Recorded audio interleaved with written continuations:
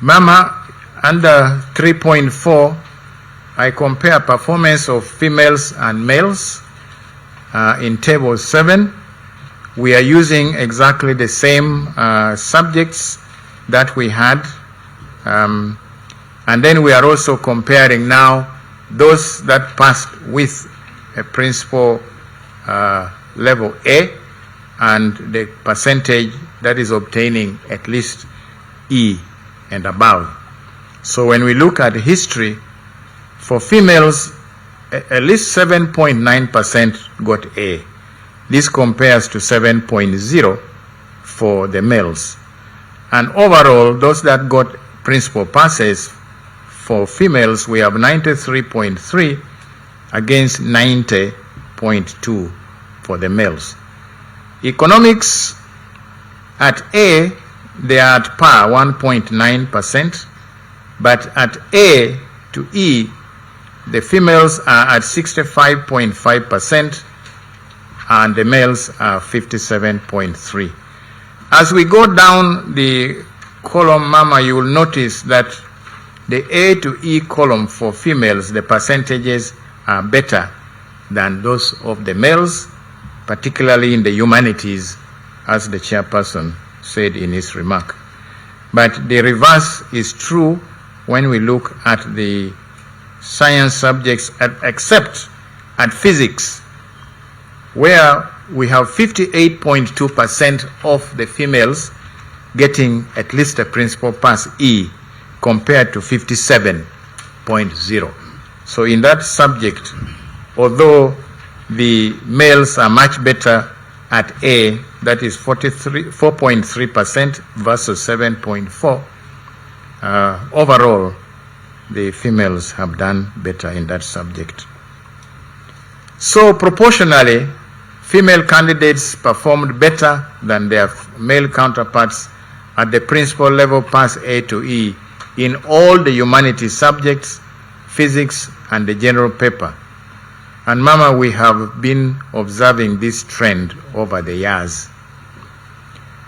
Female entries for the sciences and mathematics have remained lower than that of the males, consistent with the fact that overall female entry is lower than that of the males.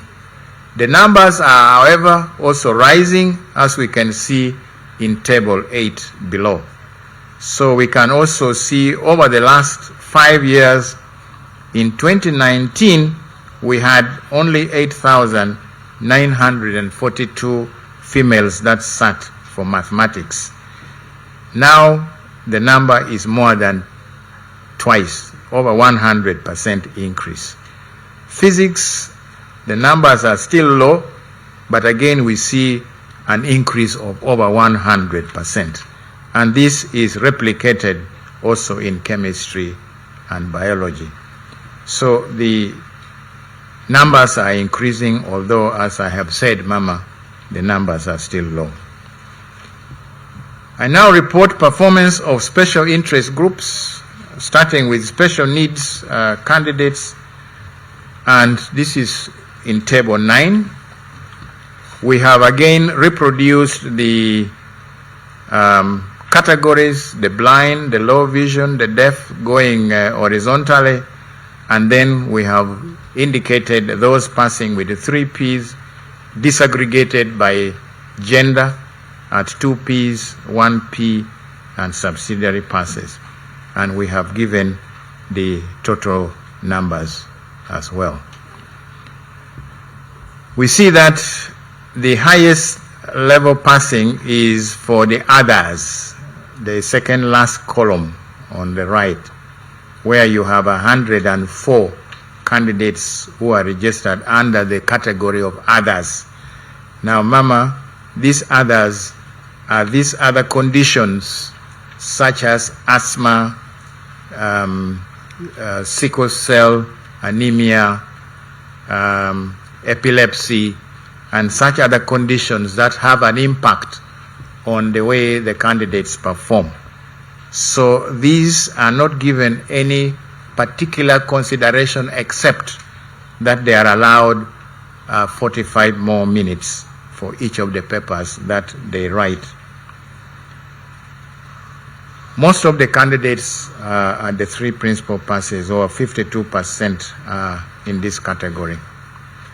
For the prisons inmates, we have them in table 10.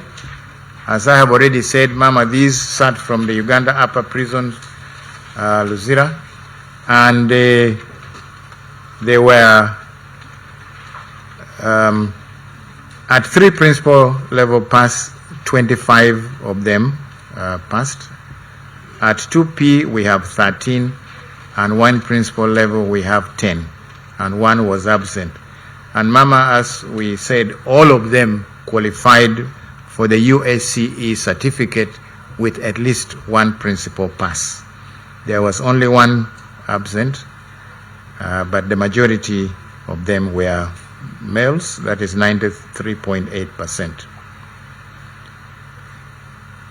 Ma'am, allow me to make some brief comments on the work of the candidates. Performance of candidates has shown significant improvements in economics, literature in English, physics, and biology. But we have also noted significant drops in levels of performance in entrepreneurship education, Christian religious education, geography, mathematics, agriculture, and chemistry. Mama, grades for the science subjects have continued to be much lower than for the humanities, which are usually better done. And Mama, we can look back at the tables that I have already presented to confirm this.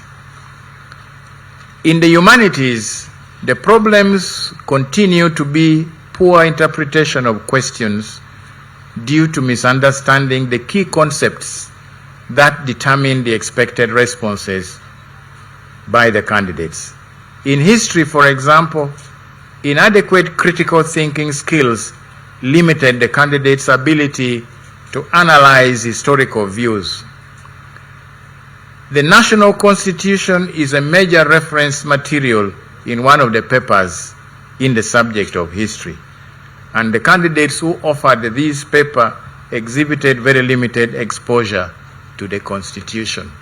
This probably goes for the majority for very many citizens of this country as well. In economics, candidates showed inability to relate their responses to real-life situations by using relevant examples, especially about their own country, Uganda. Poor mathematical skills also affected their responses in areas where they needed these skills.